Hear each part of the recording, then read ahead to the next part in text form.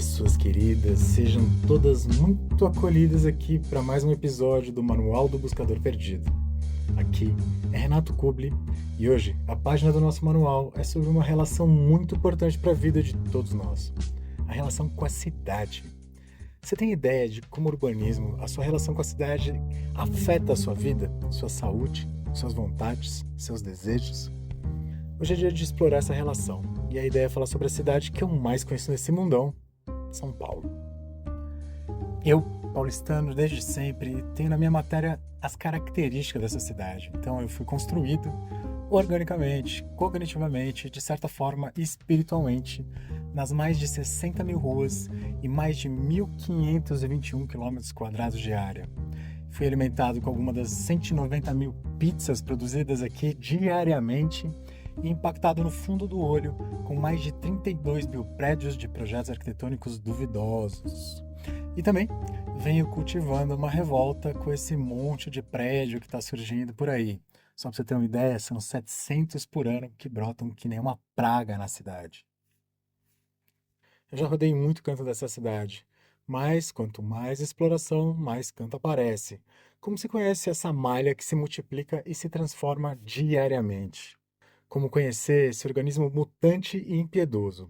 Como administrar essa relação de imensidão e a vida local, comunitária? Como evitar os clichês paulistanos para realmente compreender e desfrutar desse espaço que é um grande moedor de carne humana e, ao mesmo tempo, um espaço múltiplo, diverso, instigante e cheio de cantinhos onde se troca afeto, amor e cumplicidade. Sendo essa imensa metrópole, essa cidade vibra numa dualidade muito intensa. É o auge do que o ser humano pode criar, né? Um manancial de história, cultura, novidade, mas também é um palco dominado por um sistema que não perdoa. É implacável, agressivo e só pensa em si. Esse sistema não dá a mínima para o que as pessoas realmente precisam. Afirma a cidade apenas como um caminho eficiente para a mão de obra e um cenário de consumo que exclui quem não pode pagar. E, a partir dessa constatação, a ideia com esse episódio é mergulhar, analisar essa dicotomia. Colocar meus aprendizados, vivências e, de uma forma, criar uma experiência que inclui esses espectros bem amplos, né, da existência do paulistano. E, ao mesmo tempo, criar mecanismo interno que pode ampliar o fenômeno cidade que acontece internamente e que gentilmente regule o uso da cidade para ondas e vibes mais positivas. A gente vai aprender a favorecer nossa neurocepção. O que é isso? É a percepção, é o radar que o nosso sistema nervoso autônomo tem. A gente vai, de uma certa forma, aprender a não deixar que os sinais, as ondas da cidade, deixem o nosso sistema em uma ativação de luta ou fuga ou até uma vibe dissociada, desligada da realidade. A ideia é que crie aprendizado e de uma forma bem objetiva a usar a nossa percepção para manter toda a nossa fisiologia de boas, mesmo em um espaço que é caótico e lotado de desafio. E essa inquietação, os questionamentos e a experiência vivida pelo movimento paulistano estão há muito tempo gestando uma nova forma de interagir com a vida. E eu vou chamar aqui de meditação urbana, que é uma prática que busca devolver a cidade ao humano e o humano a si mesmo. É um jeito possível de melhorar a relação com a cidade, né? Sem precisar quebrar uma pedra, sem precisar mexer num tijolo. E ao mesmo tempo, a ideia é desenvolver, investigar, transformar e expressar o que é qualidade interna, subjetiva e individual. A gente usar a cidade para ter mais deliciosidade. É uma forma da gente pegar esse movimento imprevisível da realidade urbana e treinar a habilidade de ser e de estar em si de forma intencional, atenta e carinhosa. A criação dessa atividade de brincar com as percepções no espaço urbano, ela vem se materializando há muito tempo dentro de mim, né? Através de muita experimentação prática, muita mesmo, muita tentativa e exploração de como essa cidade funciona e como eu funciono em relação à cidade. A meditação urbana, ela é formada através da minha história de vida. São várias camadas intermeadas e que armam um ferramental de percepção de altíssima variedade, que é capaz de projetar para a cidade uma qualidade mais coerente com a vida e receber de volta novos ângulos, novas descobertas e toda uma reprogramação que pode eliminar o que é automático, que é não percebido. É mais ou menos como se fosse um radar. Então a gente emite uma onda que combina mais com a vida que a gente escolhe pra gente, mais presente, mais coerente, e o ambiente ao redor sente e devolve isso. Quando essa resposta chega, a cidade dentro da gente muda, né? Muda a percepção que a gente tem dela, muda o que a gente vê, o que a gente toca, ouve, pensa.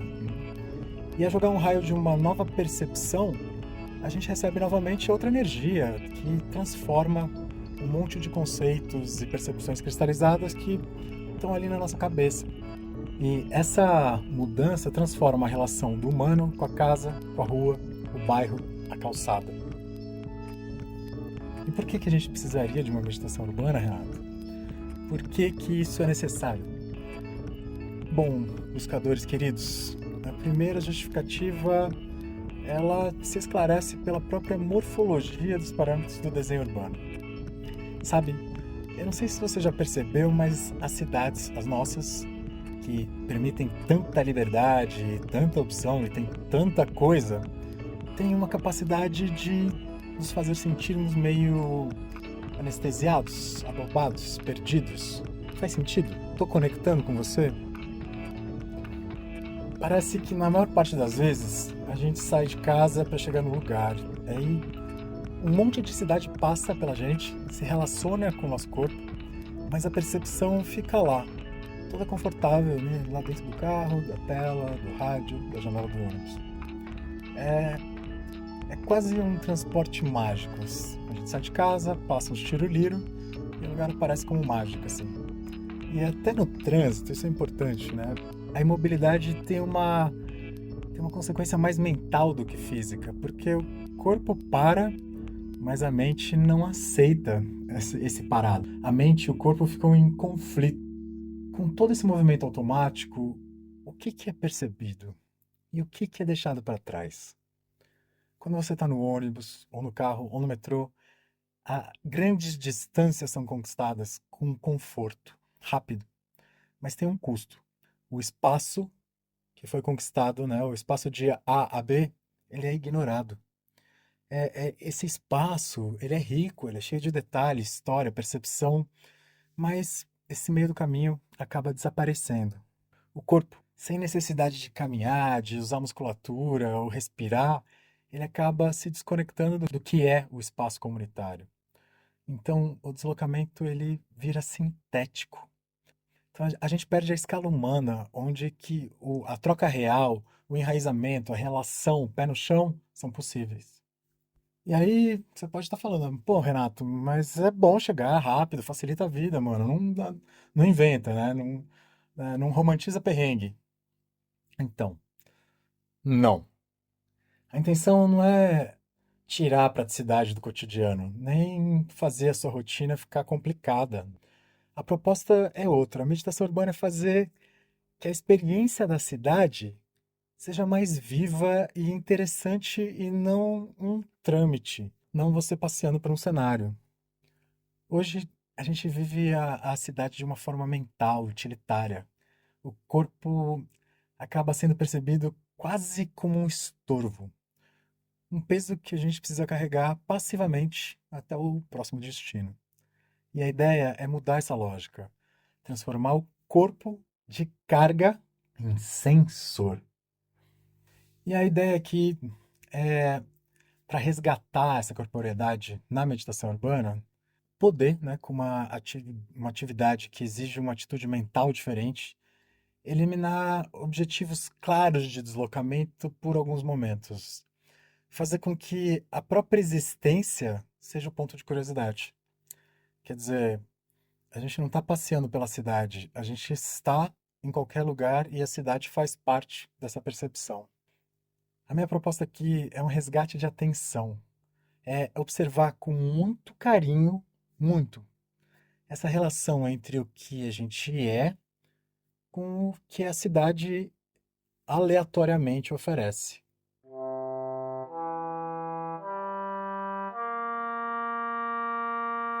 Buscadores queridos, tudo isso que eu estou aqui falando nessa página, nessa página do manual, não é um achismo, tá? Ou alguma coisa esotérica, meditativa, viajante, Zazalauê, Kumbaya. O rolê aqui é bem sério, é bem fundamentado. E eu quero mostrar para vocês, eu quero dividir um pouco de onde vem essa possibilidade. Bom, fato primeiro, eu sou paulistano. Eu fui nascido e criado aqui na maternidade de São Paulo. E olha, tem uma curiosidade. No berçário de lá tinha um painel com os nomes dos bebês e duas luzinhas, uma rosa e outra azul. E outra curiosidade, esse foi o mesmo lugar que nasceu Ayrton Senna, Suzana Vieira, Paulo Maluf. Mas isso não diz nada porque mais de 1 milhão de pessoas nasceram lá, então desconsidera. E desde que eu me lembro por gente, São Paulo é a grande referência. Mesmo com algumas escapadas de fim de semana, a cidade é cenário de todas as atividades significativas. As não significativas também. Mas eu sempre fui fascinado pelo urbano, pelo caos, pela forma, pelo movimento. Então, explorar essa cidade foi e é um dos meus maiores prazeres. Não só essa cidade, mas todas, né? Eu gosto dessa aglomeração gigantesca de pessoas. E essa curiosidade de exploração é a base para a meditação urbana, é o primeiro passo. E eu vou falar mais, ó. Eu acho que é fundamental que a gente trabalhe a meditação no meio do concreto, do barulho, do movimento, do que um refúgio na natureza. A natureza fica fácil.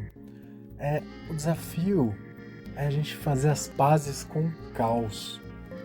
É começar a entender, compreender quem somos nessa relação.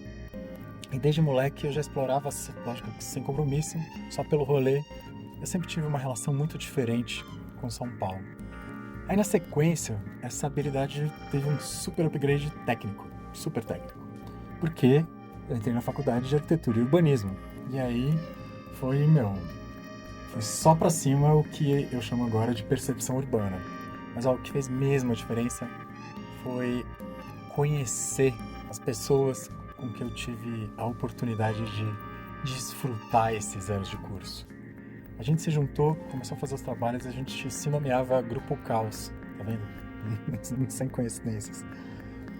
Ele não só fortaleceu a amizade entre o outro, mas as cabeças desse grupo ajudaram a explorar a cidade, o espaço urbano, o espaço individual de uma forma mais gostosa, criativa, divertida. A gente estava o tempo inteiro desfrutando urbanisticamente dos afetos entre a gente, do que a gente tinha, das baladas, das coisas. E além disso tinha os projetos, tinha os trabalhos de faculdade. Então a gente foi pro Lago da Roche, Centro Velho, Mercado da Lapa, tudo isso foi aguçando a visão, né, do que a cidade é e a melhor parte do que ela pode ser. E, inclusive, uma dessas cabeças, a Gabs, que hoje é consultora criativa aqui no manual, ela insiste que para entender a alma urbana, a leitura obrigatória é Cidades Invisíveis do Italo Calvino, que é um livro incrível.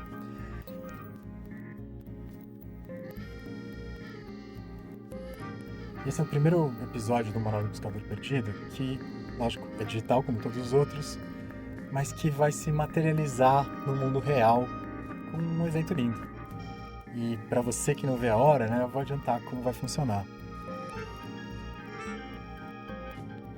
Bom, a primeira parte da nossa vivência é uma proposta de desprogramação. Você já parou para pensar que existem nas cidades prisões que são invisíveis? Então vai lá, imagina seu caminho para o trabalho, ou para a casa do seu namorado, entende? São sempre caminhos concretos, asfaltados, difíceis de caminhar. Se você vai e volta para o mesmo lugar, a cidade te prende em pouquíssimas opções. Entendeu a imagem da prisão? E esse desenho prisional, vamos dizer assim, ele é pensado para melhorar o fluxo do comércio, para você ir, voltar, dormir, trabalhar e consumir. Consumir muito. É tudo orientado para que a sua vida seja presa a um sistema principal, mas na metade do século passado, uma galera que se nomeou situacionistas, tendo um cara chamado Guy Debord, Guy Debord, ele entendeu que não bastava só a crítica, não bastava meter o pau nesse desenho urbano. Era necessária uma ação que convidasse a desobediência. E com isso, ele desenvolveu o que chama de deriva, que nada mais é do que o caminhar pela cidade sem caminho fixo. É sem objetivo, é simplesmente, ao perceber o que atrai, seguir sem muito rumo, seguindo a vontade, seguindo o desejo. E a deriva é uma solução que é tática para psicogeografia. O que é isso? É o estudo do efeito do ambiente geográfico, né, do concreto, sobre emoções e comportamentos humanos. Então, psicogeografia é uma forma como o espaço nos afeta. E a gente na meditação urbana vai realmente colocar atenção nessa troca de geografia e afeto. Então vamos lá. Na primeira proposta, a ideia é de abandonar os objetivos, seguir o desejo, seguir a morfologia, mas a gente também precisa ajuste na forma que esse movimento vai acontecer. Então, caminhar para frente é a coisa mais antiga que existe. O primeiro ser no celular já fazia isso.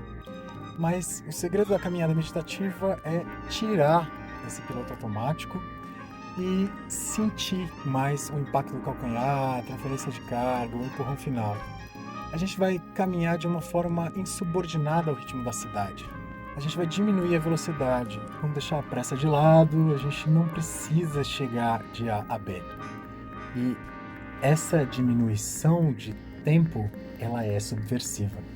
E para te ajudar a concretizar, a saber que essa ideia é uma boa ideia, eu quero trazer um pouquinho de ciência, tá? Tem um cara, Andrew Huberman, tem um podcast de ciência, neurociência super incrível sobre otimização do corpo humano.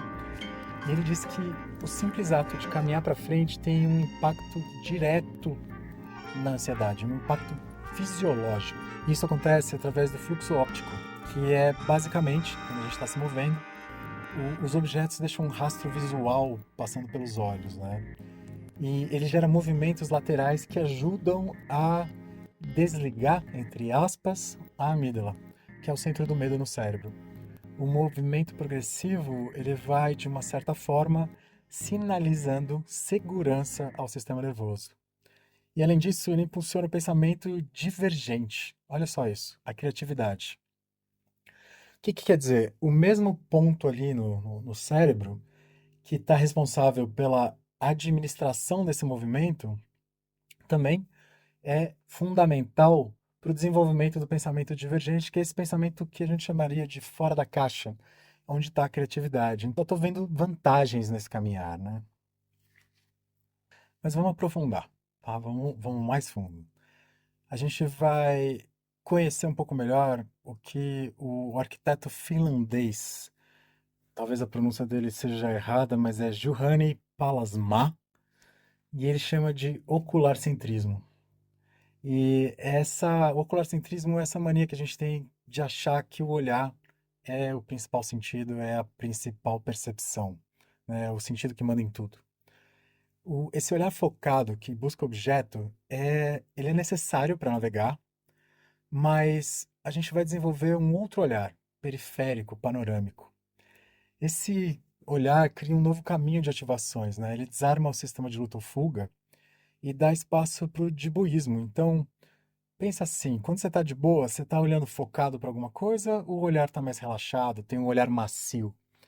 Então, o que o Pallasmaa fala é o seguinte, que a hora que a gente começa a cultivar esse olhar panorâmico, periférico, descansado, macio, a gente começa a ter, em vez de objetos, detalhes, objetivos, a gente começa a ter fluxo.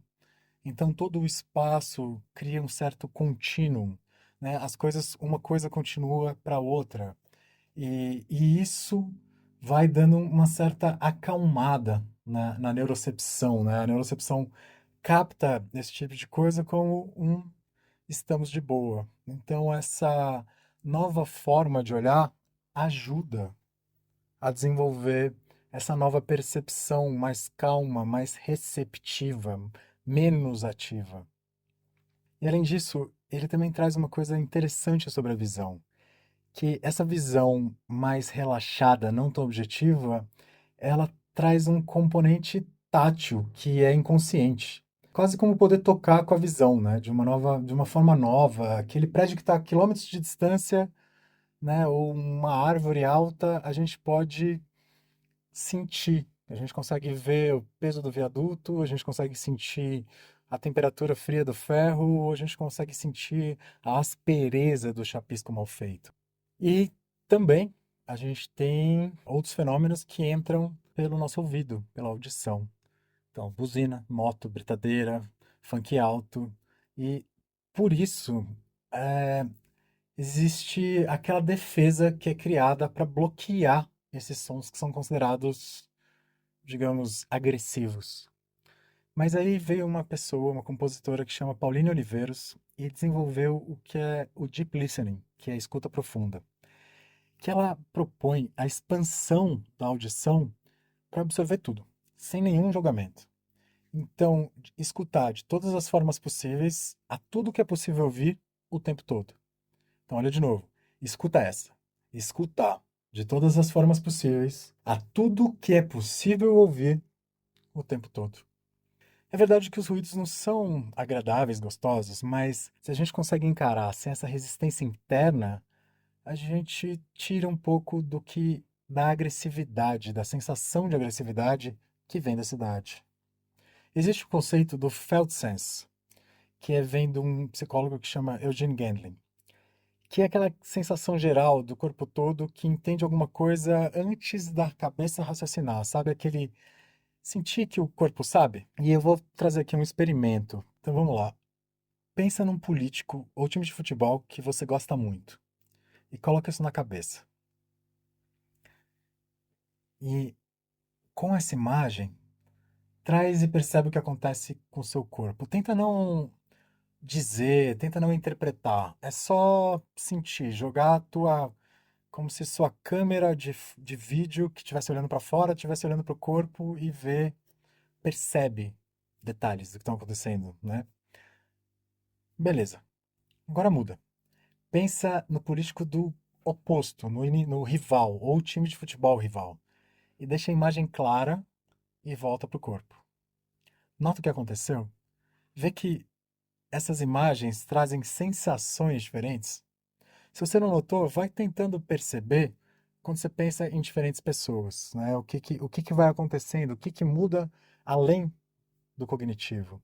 Sabe quando você sai de casa com aquele incômodo que está generalizado? E aí, chegou no trabalho, putz, esqueci a chave. Ó, a sensação estranha era o felt sense. Quando você lembrou da chave, teve uma mudança, e essa mudança é chamada de felt shift, que lembra, que traz uma nova sensação, um novo felt sense.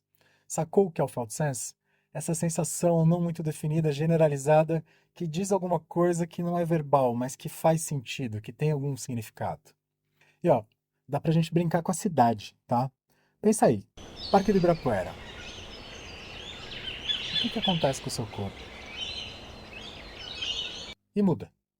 Avenida 23 de Maio, 18 horas, chuva, véspera de feriado. Outro felt sense. Embaixo do viaduto Alcântara Machado, ou qualquer viaduto que tenha um abrigo.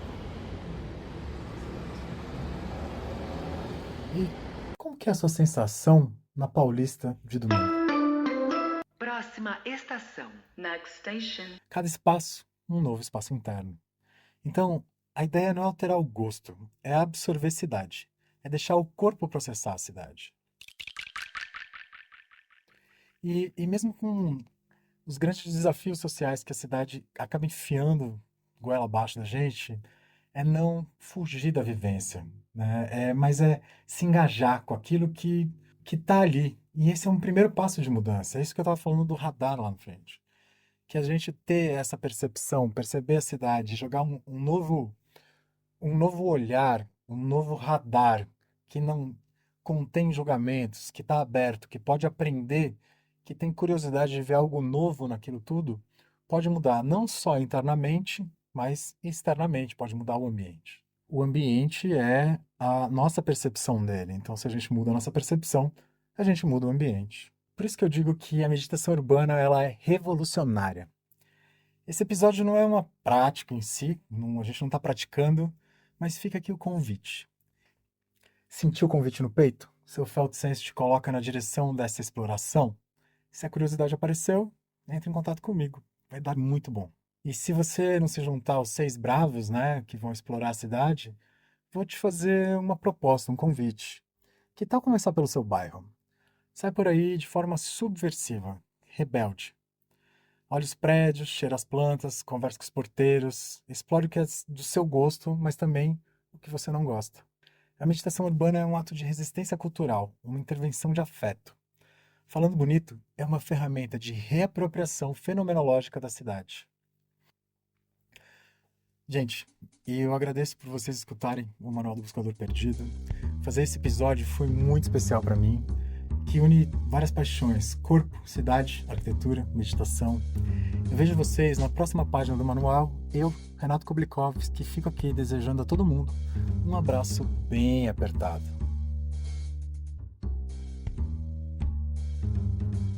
Esse episódio foi idealizado, roteirizado, gravado e editado por Renato Kublikovski, com a mão mágica da Gabriela Nakagawa no texto e nas potências conceituais.